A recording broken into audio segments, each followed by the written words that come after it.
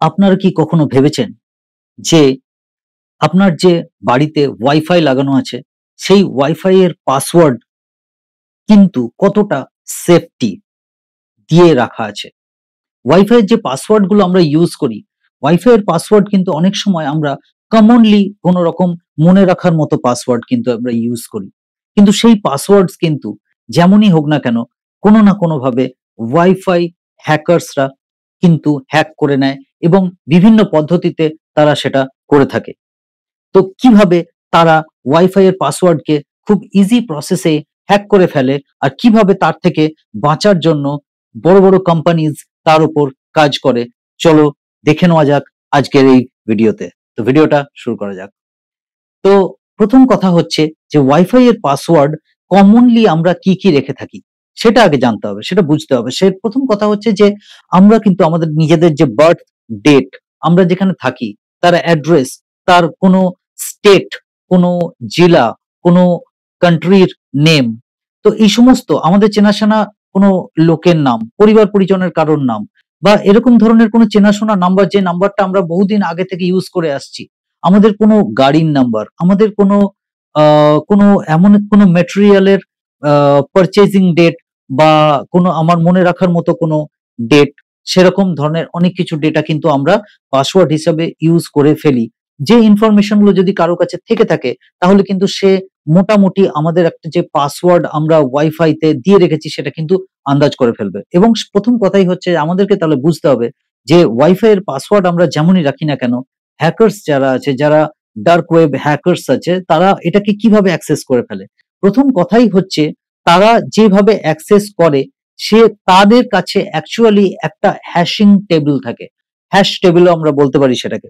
সেখানে কিন্তু বহু ধরনের কোডস থাকে, যে কোডস গুলো মোটামুটি এই যে আমাদের যে পাসওয়ার্ডস আছে এই পাসওয়ার্ডের সঙ্গে কিন্তু তাদের একটা লিস্ট কিন্তু সেখানে রয়েছে।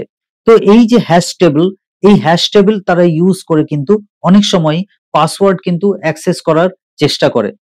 এইবারে যখন তারা পাসওয়ার্ড অ্যাক্সেস করার চেষ্টা করছে তাদের কিন্তু খুব বেশি একটা সময় লাগছে না, কারণ যেহেতু কমন পাসওয়ার্ড এবং কমন পাসওয়ার্ডের যে রিদমিক ধরনগুলো, সেই টাইপস গুলো দিয়ে প্রচুর প্রচুর পাসওয়ার্ড কিন্তু এই হ্যাশ টেবিলের মধ্যে অলরেডি ক্রিয়েট হয়ে আছে। সেখানে যদি নাম্বারসও হয়, সেখানে যদি অ্যালফাবেটস হয়, তাদের কম্বিনেশনেও কিন্তু পাসওয়ার্ড অলরেডি হয়ে আছে। সুতরাং সেই জিনিসটাকে কিন্তু তারা অ্যাক্সেস করে ফেলছে। সেকেন্ডলি আরেকটা প্রসেস আছে, যে প্রসেসটাকে আমরা বলতে পারি হচ্ছে brute force attack. Brute force অ্যাটাকেও কিন্তু একই ধরনেরই কিন্তু টেবিল থাকে এবং সেই টেবিলের মধ্যেও কিন্তু ক্রমান্বয়ে, সে যদিও প্রসেসটা আগের যে হ্যাশ টেবিলের যে অ্যাটাকটা হচ্ছিল সেইটা থেকে কিন্তু অনেকটাই স্লো প্রসেস, মানে এখানে টাইম লেগে যায় প্রায় 2 দিন 4 দিন 2 বছরও লেগে যেতে পারে।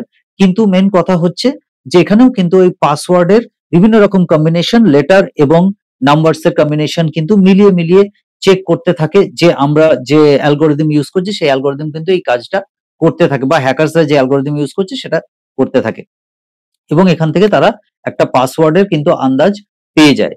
অনেক সময় এমন হয় যে পাসওয়ার্ড কিন্তু তাদের অনেক ক্ষেত্রেই অ্যাক্সেস ডিনাইড হয়ে যায়, কারণ পাসওয়ার্ড দেখতে একরকম হলেও এই পাসওয়ার্ডের মধ্যে কি হয় না, একটা অন্য ধরনের কম্বাইন্ড প্রসেসে গিয়ে সাইফার ক্রিয়েট করা হয়। মানে হচ্ছে পাসওয়ার্ডটাকে একটু ডিফারেন্টলি চেঞ্জ করে ডেটাবেসে সেভ করা হয়, যেটা আমাদের যে পাসওয়ার্ড যখন ডিভাইসে দেওয়া হয়, ওয়াইফাই রাউটারে বা যে কোনো জায়গাতে যখন পাসওয়ার্ড দেওয়া হয়, যখন উইন্ডোজ সিস্টেমেও পাসওয়ার্ড দেওয়া হয়, পাসওয়ার্ড কিন্তু পাসওয়ার্ডটা অটোমেটিক অ্যাকচুয়াল ক্যারেক্টারে গিয়ে কিন্তু সেভ হয় না। ওটা কিন্তু হ্যাশ ফর্মে কিন্তু সাইফার হয়ে গিয়ে সেভ হয়, মানে ওটা একটা এনক্রিপশন প্রসেস ওর মধ্যে অ্যাপ্লাইড হয়ে যায়। তো ওটাকে ডিক্রিপ্ট করার জন্য কিন্তু অনেক সময় হ্যাকারসদের অনেকটা সময় লেগে যায়। তো এবার যখনই ওরার কাছে এরকম ব্রুট ফোর্স অ্যালগরিদম ওরা ইউজ করছে, ব্রুট ফোর্স অ্যালগরিদম ইউজ করলে কিন্তু ওদের অনেকটা সময় লাগে, কিন্তু আলটিমেটলি কিন্তু চান্স থাকে যে ওই পাসওয়ার্ডের যে হ্যাশ টেবিলে যে কোডস আছে, ওই কোডস গুলোও কিন্তু তাদের কাছে সংরক্ষিত থাকে, কারণ হ্যাশ টেবিল তাদের কাছেও আছে এবং তাদের কাছে যে হ্যাশ টেবিল আছে মিনিমাম 2 ইয়ার্স 3 ইয়ার্স এর যে হ্যাশ টেবিল ইউজ হয়েছে, সেই হ্যাশ টেবিলের থেকে ম্যাচিং করিয়ে করিয়ে তারা কিন্তু সেই প্রসেসটাকে করে ফেলে এবং তাদের কিন্তু পাসওয়ার্ড হ্যাক করে ফেলে অনেক সময়। তো এটাও একটা হ্যাকিং প্রসেস, যেটা ডার্ক ওয়েব হ্যাকার্সরা কিন্তু ইউজ করে থাকে। আরেকটা প্রসেস আসছে, সেটা হচ্ছে ডিকশনারি অ্যাটাক। ডিকশনারি অ্যাটাকের ক্ষেত্রে কি থাকে, তাদের কাছে ডেফিনেটলি একটা ডিকশনারি থাকে মানে ওয়ার্ড কালেকশন থাকে যেখানে ক্যারেক্টার্স গুলো অলরেডি সংরক্ষিত থাকে, মানে লেটার্স এবং ক্যারেক্টার্স কে এবং আলফা নিউমেরিক কোডস কে অ্যাক্সেস করে বিভিন্ন ধরনের পাসওয়ার্ডস কিন্তু তার মধ্যে অলরেডি দেওয়া থাকে। যে পাসওয়ার্ডের সাথে ম্যাচিং হয়ে যাবে সেই পাসওয়ার্ডকে কিন্তু ম্যাচড বলে কিন্তু দেখিয়ে দেবে এবং পাসওয়ার্ডটা কিন্তু ফাইন্ডিং হয়ে যাবে। তো এই প্রসেসটা হলেও এটাকে কিন্তু সবথেকে স্লোয়েস্ট প্রসেস যেকোনো হ্যাকার্স এর ক্ষেত্রে, মানে সেখানে প্রসেস হয়ে গেলেও কিন্তু এই খুঁজতে অনেকটা কিন্তু টাইম লেগে যায়। এবারে আসি হচ্ছে যে কোম্পানিজ গুলো কিভাবে এই ৩ টে প্রসেস থেকে, মানে হ্যাশ টেবল, একটা হচ্ছে ব্রুট ফোর্স অ্যাটাক আর একটা হচ্ছে ডিকশনারি অ্যাটাক, এই ৩ টে প্রসেস থেকে বাঁচার জন্য বড়, বড় কোম্পানিজ গুলো যে কাজটা করে থাকে তারা কি করে না, একটা কোডকে কিন্তু পাসওয়ার্ডের মধ্যে এনক্রিপ্ট করে দেয়। তারা এমন অ্যালগরিদম ইউজ করে যেখানে একটা কোড কিন্তু পাসওয়ার্ডের বিভিন্ন ক্যারেক্টার গুলোর মধ্যে, যদি আমার পাসওয়ার্ড হয় হচ্ছে ABC, তাহলে A, B আর C এর মাঝেও অনেক ধরনের ক্যারেক্টার কিন্তু এনক্রিপ্ট হয়ে বসে যায়। সুতরাং সেই পাসওয়ার্ডটা কিন্তু অনেকটাই ক্রিটিক্যাল হয়ে যায় এবং পাসওয়ার্ডটা যদি ABC ম্যাচ হয়েও যায় কোনো হ্যাকারের অ্যালগরিদমের ক্ষেত্রে, তবুও এই যে হ্যাশ কোডটা মাঝখানে বসিয়ে দেওয়া হয়েছে স্পেশালি সিকিউরিটি কোডটা, সেই কোডটা থাকার কারণে কিন্তু তারা কিন্তু আল্টিমেটলি পাসওয়ার্ডটাকে কিন্তু আর হ্যাক করতে পারে না। মানে ওয়াইফাই এর ক্ষেত্রেও কিন্তু সেই জিনিসটাই আমাদের করা উচিত। ওয়াইফাই এর যে পাসওয়ার্ড অলরেডি রাউটারের ব্যাকগ্রাউন্ডে স্টিকারে দেওয়া থাকে, দেখবে ওই পাসওয়ার্ডটা কিন্তু খুবই মানে ক্রিটিক্যাল, কারণ ওর মধ্যে প্রচুর ধরনের অ্যালফানিউমেরিক কোড, সিম্বলস এবং লেটার আর নাম্বারস কে কিন্তু কম্বাইন্ড করে ওটা বানানো থাকে। কিন্তু আমরা ওই ধরনের পাসওয়ার্ডকে মনে রাখতে পারি না বলে অনেক সময় চেঞ্জ করে খুবই ইজি করে ফেলি জিনিসটাকে। হয়তো এটিএম কার্ডের মতো 4 ডিজিটের কোড নাম্বার রেখে ফেলি, বা হয়তো কমন পাসওয়ার্ড 1 2 3 4 4 3 2 1 বা 0 থেকে 9 বা 0 থেকে 10, এরকম ধরনের অনেক সময় পাসওয়ার্ড রেখে ফেলি। আমরা আমাদের যে বার্থ ডেট আছে, বার্থ ইয়ার আছে, 4 ডিজিটের কোড বার্থ ইয়ার, অনেক সময় অনেকে এটিএম কার্ডেও এরকম ধরনের ইয়ার লেখে থাকে, সেটাও কিন্তু খুবই আনসিকিউরড একটা ব্যাপার। এবং আমাদের কিন্তু এই ওয়াইফাই এর পাসওয়ার্ডের ক্ষেত্রেও এই জিনিসগুলোকে মেইনটেইন করতে হবে যে ওয়াইফাই এর পাসওয়ার্ডেও কিন্তু আমাদের এরকম ধরনের ইনসিকিউরড কিন্তু কোন রকমের কোড কিন্তু ওর মধ্যে এনক্রিপ্ট করা যাবে না।